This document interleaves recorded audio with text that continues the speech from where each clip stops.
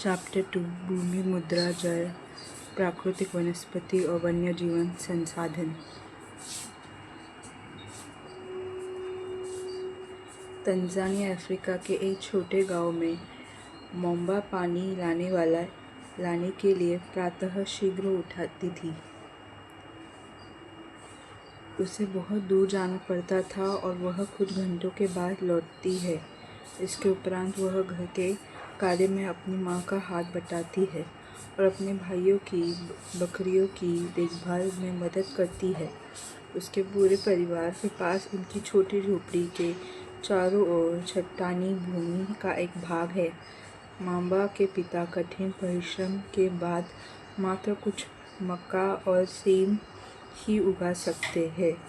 फिर भी यह उनके परिवार के साल भर के खाने के लिए पर्याप्त नहीं है।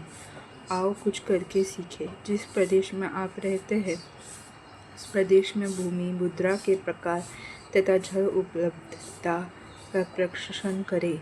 अपनी कक्षा में परिचर्चा करें कि किस प्रकार लोगों की जीवन शैली इनके द्वारा प्रभावित हुई है।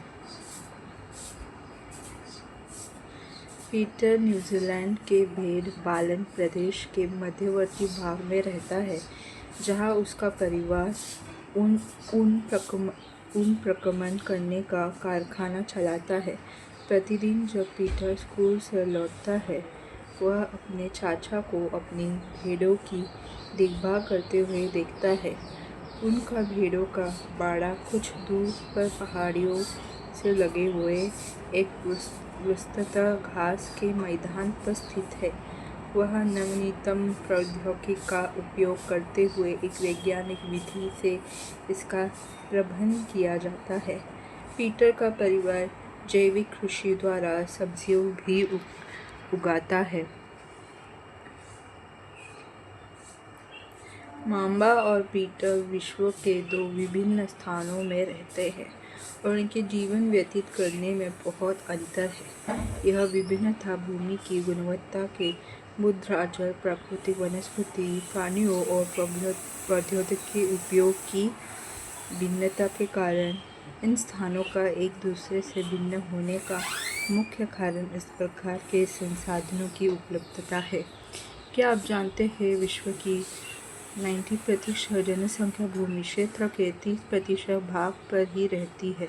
शेष 70% भूमि पर या तो विरल जनसंख्या है या वह निर्जन है।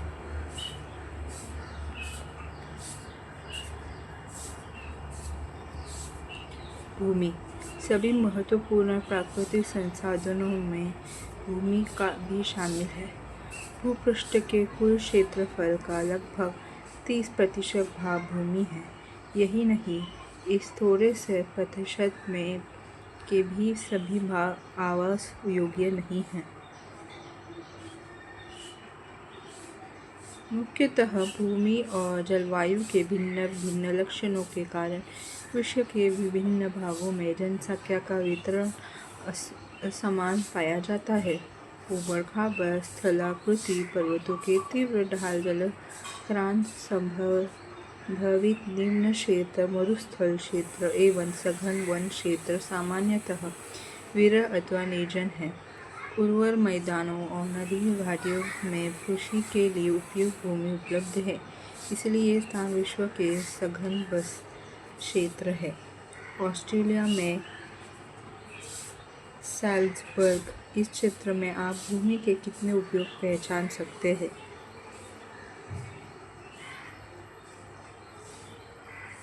भूमि उपयोग भूमि का उपयोग विभिन्न कार्यों के लिए किया जाता है, जैसे कृषि, वानिकी, खनन, सड़कों और उद्योग के स्थापन।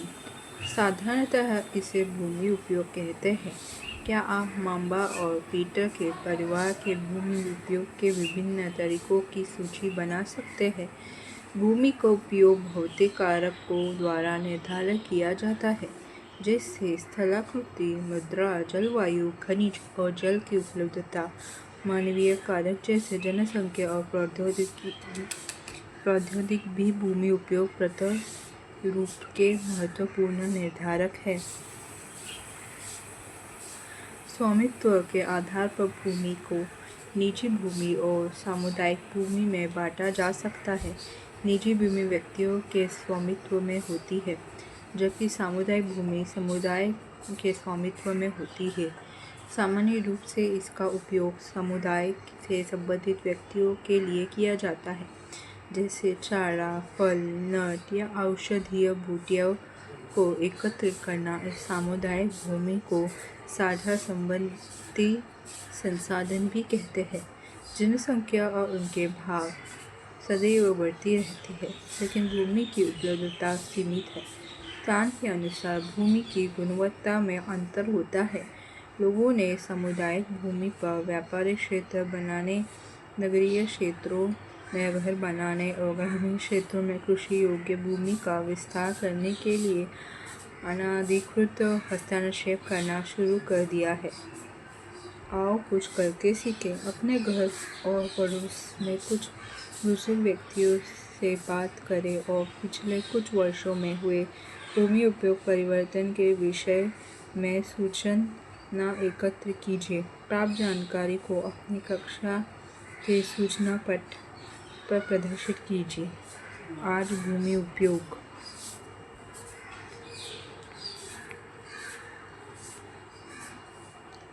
प्रतिरूप में व्यापक परिवर्तन हमारे समाज से सांस्कृतिक परिवर्तन के दर्शाता है। वर्तमान में कृषि और निर्माण संबंधी गतिविधियों के प्रसार के कारण निम्नीकरण, भूस्खलन, मुद्रा अपरदन, स्थलीकरण पर्यावरण के लिए प्रमुख खतरा है।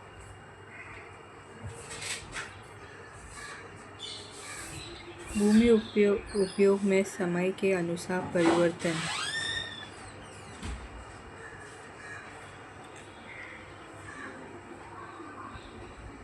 भूमि संसाधन का संरक्षण।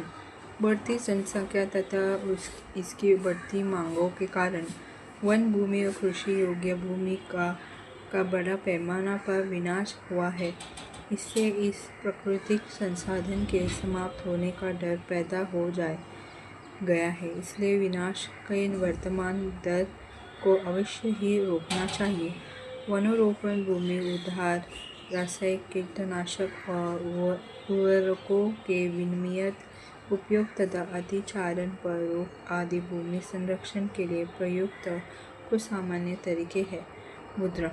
पृथ्वी के पृष्ठ पर दानेदार कणों के आवरण की पतली परत मुद्रा कहलाती है। यह भूमि से निकटता से जुड़ी हुई है। स्थल रूप मुद्रा के प्रकार को निर्धारित करते हैं। मुद्रा का निर्माण चट्टानों से प्राप्त खनिजों और जैव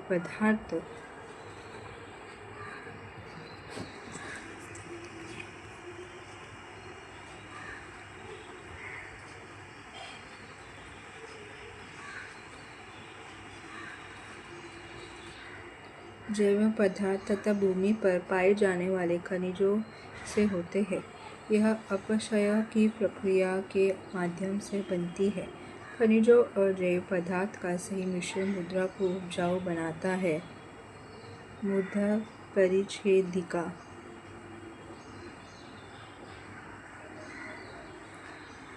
ह्यूमस और वनस्पति के साथ ऊपरी मुद्रा। बालू, गाद, कड़े के साथ उपमुद्रा। अपक्षयती चट्टानों पदार्थ जनक चट्टानों। शब्दावली। अपक्षय तापमान परिवर्तन, तुषार क्रिया, पौधे, प्राणियों और मनुष्य के क्रियाकलाप द्वारा अनिवार्जित शैलों का टूटना और क्षय होना।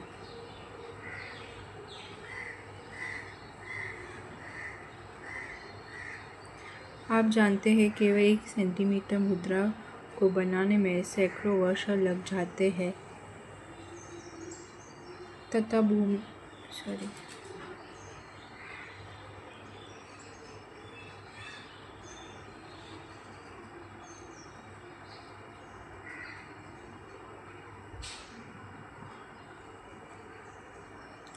मुद्रा निर्माण को प्रभावित करने वाला कारक। मुद्रा जलवायु, तापमान, वर्षा, अपक्षय और ह्यूमस निर्माण को दर को प्रभावित करते हैं। जनक शैल, रंग, गठन, रासायनिक गुणधर्म, खनिज मात्रा, पारगम्यता को निर्धारित करती है। उच्चावन, तुंगता और ढाल मुद्रा के संचय को निर्धारित करते हैं। वनस्पति जात, प्राणी जात और सूक्ष्मजीव ह्यूमस निर्माण की दर को प्रभावित करते हैं। समय मुद्रा परिच्छेदिका की मोटाई को निश्चित करता है।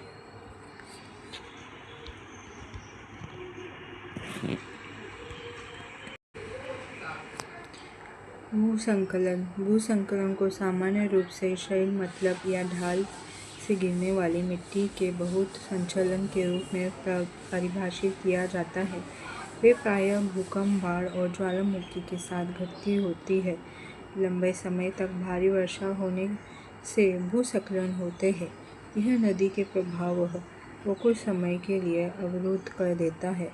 नदी अवरुद्धता के अचानक फूट पड़ने से निचली घाटियों का आवास में विध्वंस आ जाता है। पहाड़ी भूभाग में भूस्खलन एक मुख्य और वस्तुतः रूप से फैली प्राकृतिक आपात है जो प्रायः जीवन और संपत्ति को आधारित पहुंचाती है और चिंता का एक मुख्य विषय है। भूस्खलन एक वस्तुस्थिति अध्ययन। हिमाचल प्रदेश के किन्नौर जिले के रेखांग पीओ के निकट पंची गांव में बड़े भूस्खलन के कारण राष्ट्रीय महामार्ग 22 का पुरानी हिंदुस्तान तिब्बत सड़क का 200 मीटर तक का भाग नष्ट हो गया है। यह भूस्खलन पंची गांव में तीव्र विस्फोटन द्वारा हुआ है। विस्फोटन के कारण ढाल का यह कमजोर क्षेत्र नीचे गिर गया, जिसके कारण सड़क और गांव के आसपास के क्षेत्र को क्षति पहुंची। पंजी गांव को किसी संभावित मानव विनाश से बचने के लिए पूर्ण रूप से खाली कर दिया गया था। न्यूनीकरण क्रिया विधि। वैज्ञानिक प्रविधियों के विकास से हमें समझने की शक्ति मिली है कि भूस्खलन उत्पन्न होने के कौन-कौन से कारक हैं और उनका प्रबंधन कैसे करना है। भूस्खलन को रोकने की कुछ गतिविधियाँ निम्न हैं। भूस्खलन प्रभावित क्षेत्रों का मानचित्र बनाकर उसमें प्रभावित होने वाला स्थानों को इंगित करना। इस प्रकार इन क्षेत्रों को आवासीय बनाने के लिए छोड़ा जा सकता है। भूमि को खिसकने से बचने के लिए प्रतिधारी दीवारों का निर्माण। भूस्खलन को रोकने का सबसे प्रभावी तरीका वनस्पति आवरण में वृद्धि है। सतही अपवह तथा झरना प्रवाह के साथ साथ भूस्खलन की गतिशीलता को नियंत्रित करने के लिए पृष्ठीय अपवह नियंत्रण उपाय कार्यान्वित किया गया है। प्रतिधारी दीवार।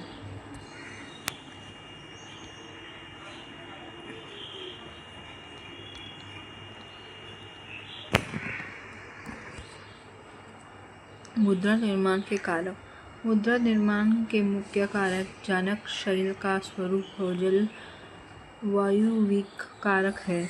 मुद्रा निर्माण के अन्य कारक स्थलाकृति, जैव पदार्थ की भूमिका और मुद्रा निर्माण के संगठन में लगा समय है। अलग अलग स्थानों में यह भिन्न है। क्रियाकलाप। भारत में जलोढ़, काली, लाल, लैटेराइट, मरुस्थलीय और पर्वतीय प्रकार की मुद्राएं हो सकती है। विभिन्न प्रकार की मुद्राओं की एक मुट्ठी एकत्रित कीजिए और निरीक्षण कीजिए वे किसी प्रकार एक दूसरे से भिन्न हैं। मुद्रा का निम्नीकरण और संरक्षण के उपाय। मुद्रा अपरदन और क्षीणता। मुद्रा संसाधन के लिए दो मुख्य खतरे हैं। मानवीय और प्राकृतिक दोनों ही कारक से मुद्राओं का निम्नीकरण हो सकता है।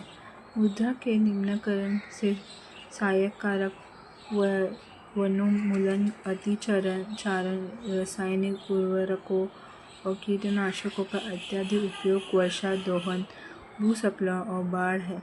मुद्रा संरक्षण की कुछ विधियाँ निम्न प्रकार है। मल्च बनना, पौधा के बीच अनावरित भूमि जैव पदार्थ जैसे प्रवाल से ढक ही दी जाती है। इससे मुद्रा के आधारक रहती है। वैदिक फार्म, समोच्च रेखीय जुताई, रक्षक मिकल।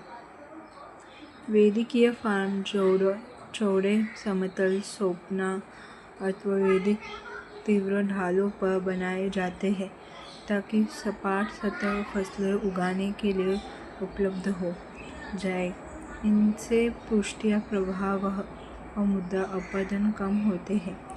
समोच्च रेखीय जुताई, एक पहाड़ी ढाल पर समोच्च रेखा के समांतर जुताई ढाल के नीचे बहते जल के लिए एक प्राकृतिक अवरोध का निर्माण करती है। रक्षक मिकलाय, तटीय प्रदेशों और शुष्क प्रदेशों में पवन गति रोकने के लिए वृक्ष पात्रों से लगाया जाता है ताकि मुद्रा आवरण को बचाया जा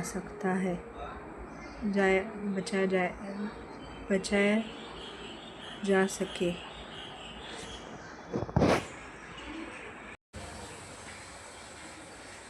समोच्च रेखीय रोधिकाएँ, समोच्च रेखीय पर रोधिकाएँ बनने के लिए पत्थरों घास मुद्रा का उपयोग किया जाता है।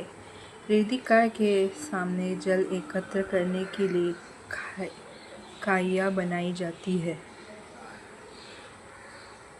क्रियाकलाप, एक ही आकार की दो ट्रे लीजिए। इन ट्रे के अंत में 6 छेद बनाइए और उन्हें बराबर मात्रा में मुद्रा में भरिए। हर ट्रे की मुद्रा को खाली छोड़ दीजिए, जबकि बर ट्रे में गेहूँ अथवा चावल के दाने लगाइए। बाद में बर ट्रे के दाने उगाकर कुछ ऊंचे हो जाते हैं।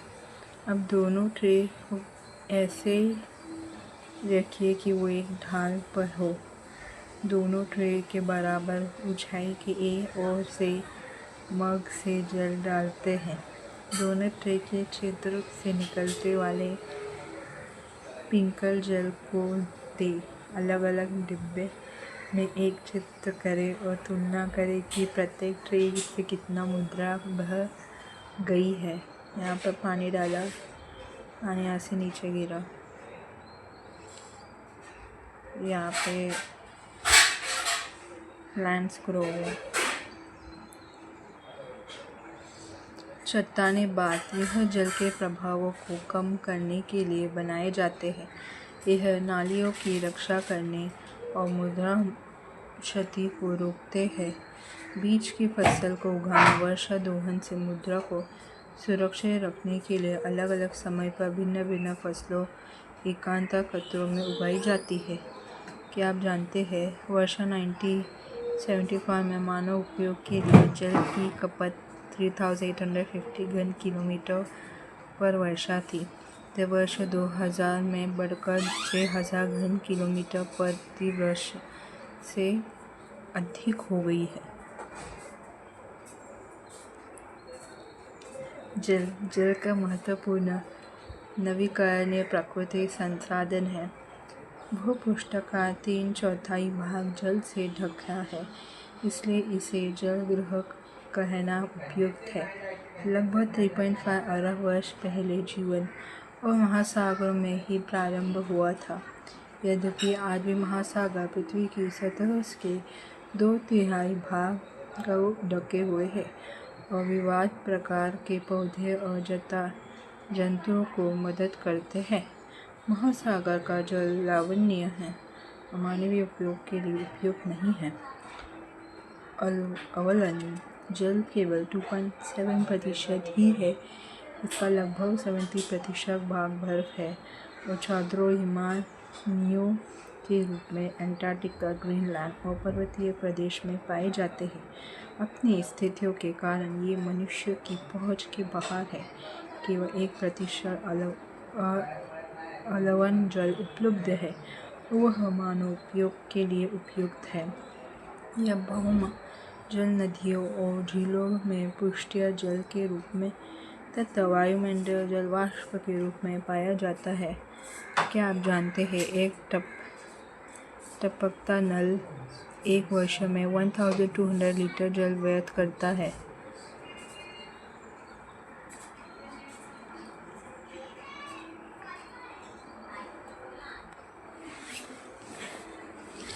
क्रियाकलाप औसतन एक भारतीय नागरिक प्रतिदिन लगभग 150 लीटर जल का उपयोग करता है। उपयुक्त लीटर प्रति व्यक्ति प्रतिदिन पानी पीना 3 लीटर, खाना बनाना 4 लीटर, नहाना 20 लीटर, शौचालय फ्लशिंग 40 लीटर, वस्त्र धोना 40 लीटर, बर्तन धोना 20 लीटर, बागवानी 23 लीटर, कुल 150 लीटर। क्या आप इस उपयोग को कम करने के तरीके सोच सकते हैं? इसका इसलिए सबसे अधिक मूल्यवान पदार्थ है पृथ्वी पर जल न बढ़ाया जा सकता है और न घटाया जा सकता है। इसकी कुल मात्रा स्थिर रहती है। इसकी प्रचुरता में विविधता प्रतीत होता है क्योंकि यह वाष्प पर कारण वर्षण और वाहक की प्रक्रिया द्वारा महासागरों, वायु, भूमि और पुनः महासागर का चक्रण द्वारा निरंतर गतिशील है। जैसा कि आप जानते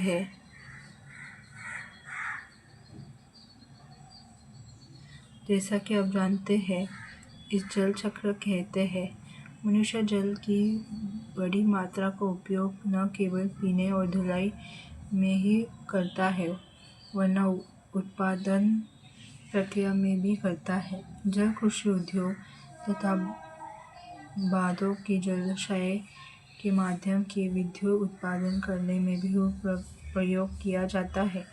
जल स्रोतों को सूखने अथवा जल प्रदूषण के कारण अम्लीय जल की आपूर्ति की कमी के मुख्य कारक बढ़ती जनसंख्या, भोजन और नकदी फसलों की बढ़ती मांग, बढ़ता नगरीकरण और बेहतर होता जीवन स्तर है।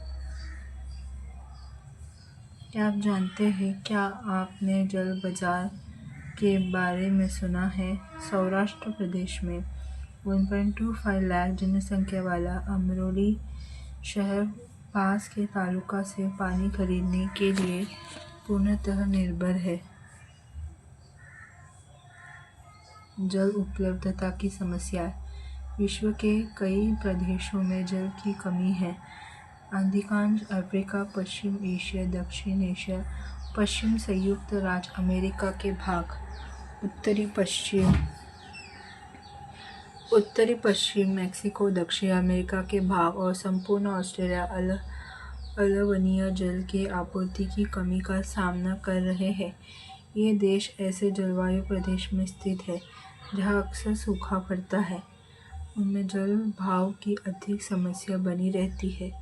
इस प्रकार जल का अभाव मौसम अथवा वार्षिक वर्षा में विविधता के परिणामस्वरूप हो सकता है अथवा अति उपयोग और जल स्रोतों के प्रदूषण के कारण भी जल का अभाव हो सकता है।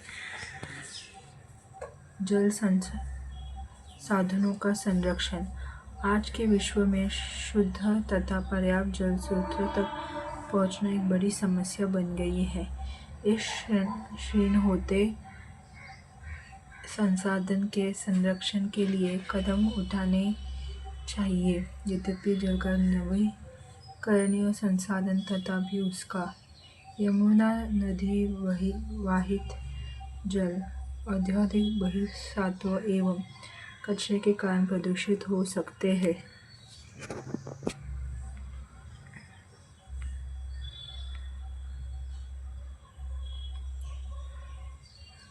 अति उपयोग और प्रदूषण इसे उपयोग के लिए अनुपयुक्त बना देते हैं।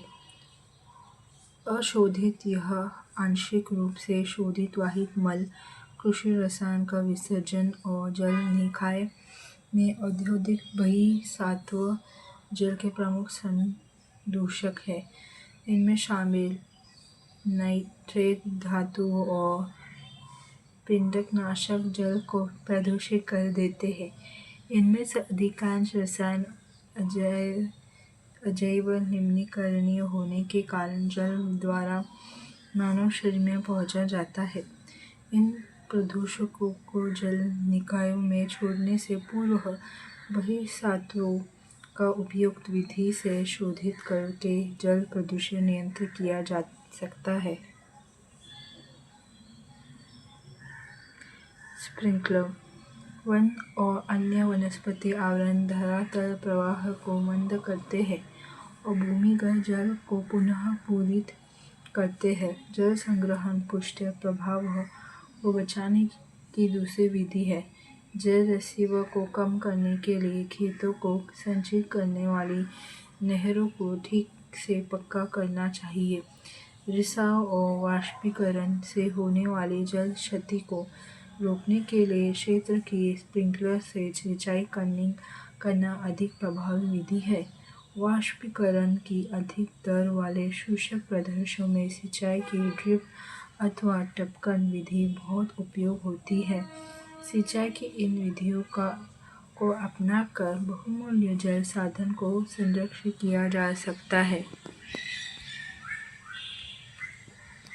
क्या आप जानते हैं, अपने घर के छत पर वर्षा जल एकत्र करके इस जल का संग्रहण करना एवं विभिन्न उत्पादित उपयोगों में लाना वर्षा जल संग्रहण कहलाता है। औसतन 2 घंटे की वर्षा का एक दौरा 8000 लीटर जल बचाने के लिए काफ़ी है। प्राकृतिक वनस्पति और वन्य जीवन। स्कूल के बच्चे हस्तशिल्प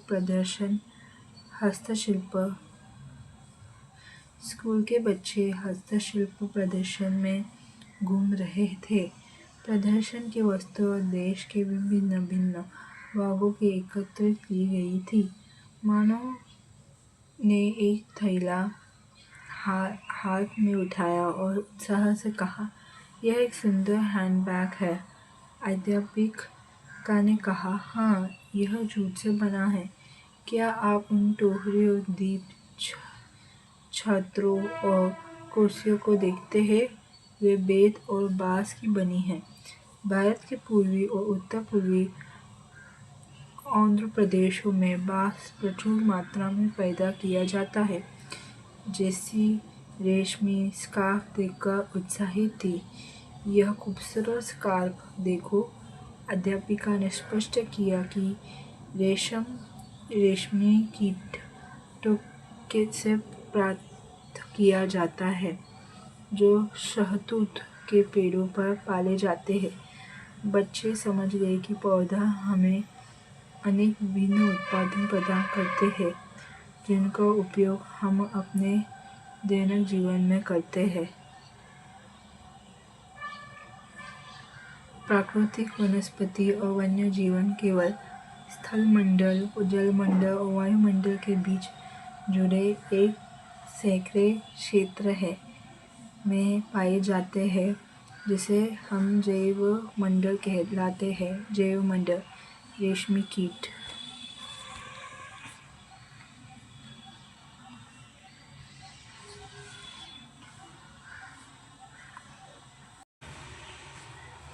सभी जीवित जातियों जीवित रहने के लिए एक दूसरे से परस्पर संबंधित और निर्भर रहती है।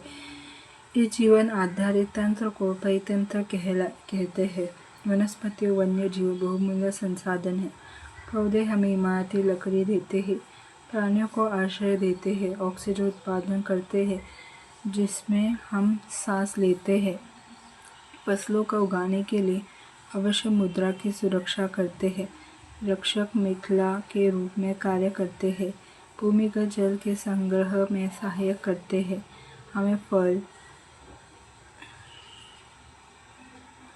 हमें फल, लैटेक्स, तारपीन के तेल, गोंद, औषधीय पौधे और कागज प्रदान करते हैं, जो आपके अध्ययन के लिए अत्यधिक आवश्यक है। पौधा के असंख्य उपयोग है उनमें आप कुछ और जोड़ सकते हैं। वन्य जीवन की अंतर्गत जंतु, पक्षी, कीट एवं जलीय जीव रूपा आते हैं। उनसे हमें दूध, मांस, खाल और ऊन प्राप्त होते हैं। कीट जैसे मधुमक्खी हमें शहद देती है, फल के परागण में मदद करती है और परितंत्र के अपाघटक के रूप में एक महत्वपूर्ण भूमिका निभाती है। चिड़िया अपने भोजन के लिए कीटों पर निर्भर है और अपाघटकों के रूप में कार्य करती है। गिद्ध मृत जीव जंतुओं को खाने के कारण एक अपमार्जक और पर्यावरण का एक महत्वपूर्ण शोधक समझा जाता है। इसलिए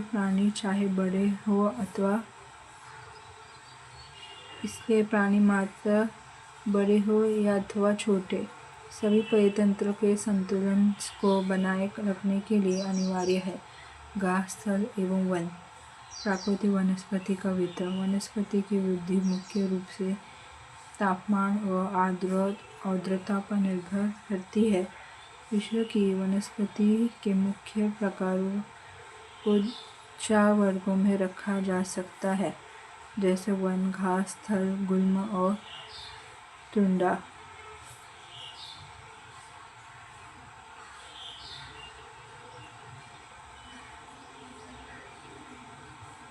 ब्रह्मकमल एक औषधीय बूटी।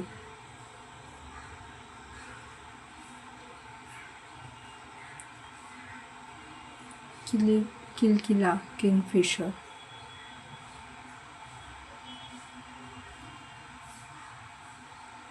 क्या आप जानते हैं भारतीय उपमहाद्वीप में जिन पक्षियों का उपचार डिक्लोफेनेक,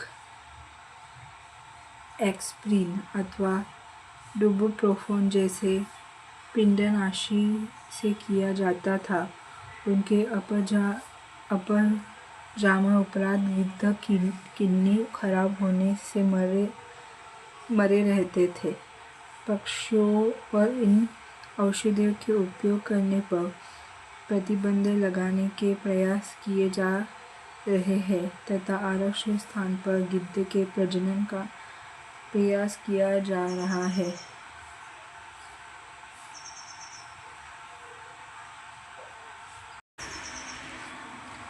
पहाड़ी वर्ष वाले क्षेत्रों में विशाल वृक्ष उग सकते हैं। इस प्रकार वन प्रचुर जल आपूर्ति वाले क्षेत्रों में ही पाए जाते हैं।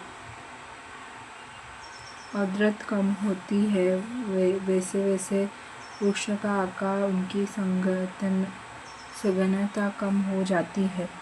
सामान्य वर्षा वाले क्षेत्रों में छोटे आकार वाले वृक्ष और घास उगती है, जिससे विश्व के घास स्थलों का निर्माण होते हैं।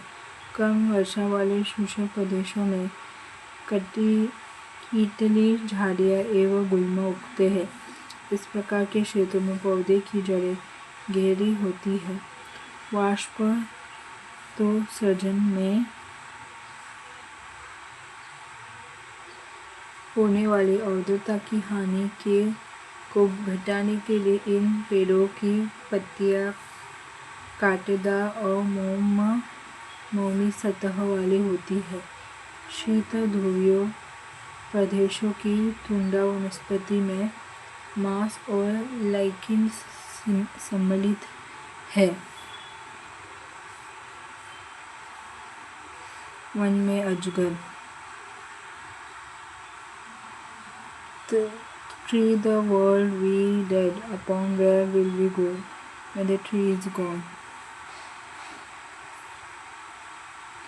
स्कूल के छात्रों द्वारा वनों पर बनाया गया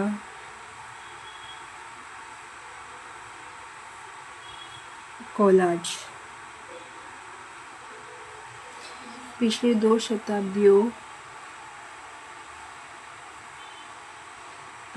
शताब्दियों में विश्व में जितने लोग थे, इस समय उनसे कहीं अधिक लोग हैं।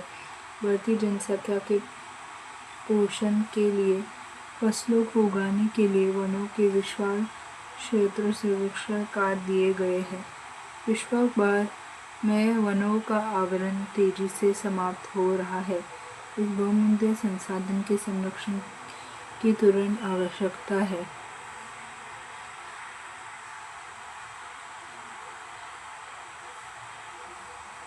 प्राकृतिक वनस्पति और वन्य जीवन का संरक्षण।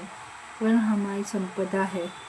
पौधे जंतुओं को आश्रय प्रदान करते हैं और साथ ही परितंत्र को भी अनुरक्षित रखते हैं। जलवायु में परिवर्तन और मानव हस्तक्षेप के कारण पौधे और जंतुओं के प्राकृतिक आवास नष्ट हो सकते हैं। बहुत सी जातियाँ असुरक्षित अथवा संकटापन्न है और कुछ लुप्त होने के कगार पर है। वनोन्मूलन, मुद्रा अपरदन, निर्माण कार्य, दावानल और भूसंकलन में से कुछ मानव और प्राकृतिक कारक है जो मिलकर इन महत्वपूर्ण प्राकृतिक संसाधनों के लुप्त होने की प्रक्रिया को बढ़ावा देते हैं। आज की मुख्य चिंताओं में से एक अनाधिकार शिकार करने की संख्या की बढ़ना है और जिससे कुछ खास प्रजातियों की संख्या। सुनामी के पश्चात ग्रेट निकोबार में वर्षा प्रचुर वन में क्षति।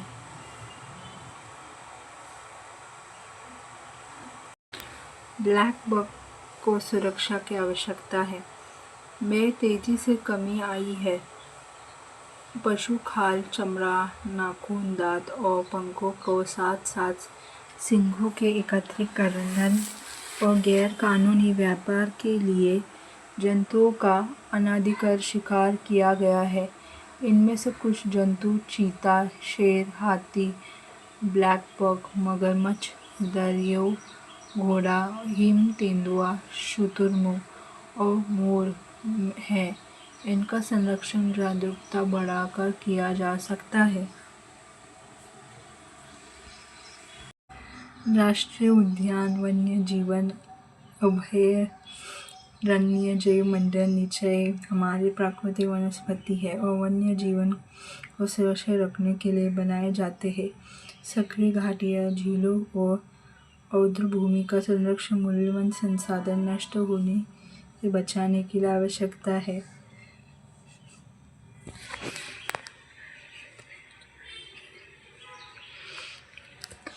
क्रियाकलाप समाचारों को पढ़िए और ज्ञात कीजिए कि यह अग्नि कैसे प्रारंभ हुई और इसमें बचा जा सकता था। अधिक जानिए। दानव प्राणिजात और वनस्पतियों के संपूर्ण क्षेत्रों के लिए एक खतरा है। दानव मुख्य रूप से 3 कारणों से घटती होती है। ठंडित झंझा के कारण प्राकृतिक अग्नि का लगना, लोगों को लापरवाही के कारण घास फूस में जनित ऊष्मा के कारण अग्नि को लगाना, स्थानीय लोग उद्यमी एवं शरारती लोगों द्वारा किसी उद्देश्य को अग्नि लगाना। नियंत्रण के कुछ उपाय। शिक्षण द्वारा अग्नि लगाने को रोकना, परीक्षण बिंदुओं, निरूपण भूमि, चौकसी तथा संचार जाल में संभावित जाल द्वारा अग्नि लगाने का शीघ्र पता लगना।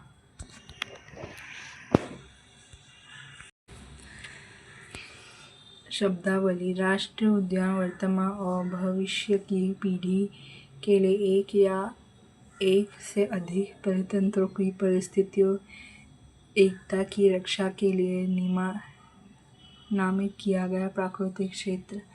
यद्यपि प्रजातियों को सापेक्ष संख्या को भंग न किया जाए तो पर्यावरण के संतुलन बना रहता है।